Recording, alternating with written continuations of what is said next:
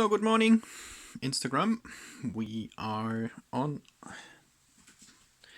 again for some 3D prints. Last night, last print of yesterday was our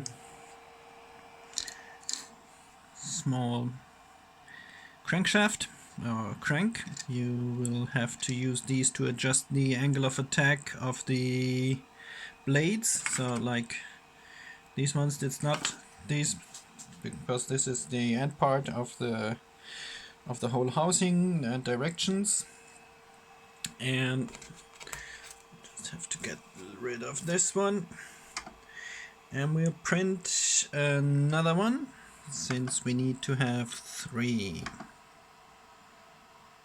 No, that's not correct. Do it again, Martin.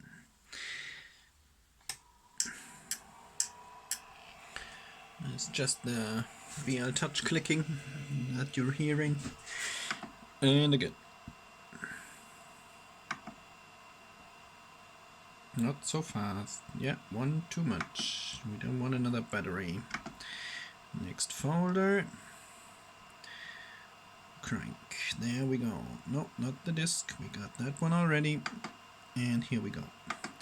K factor is set to about 4 for this one, which is giving pretty good results. We don't have much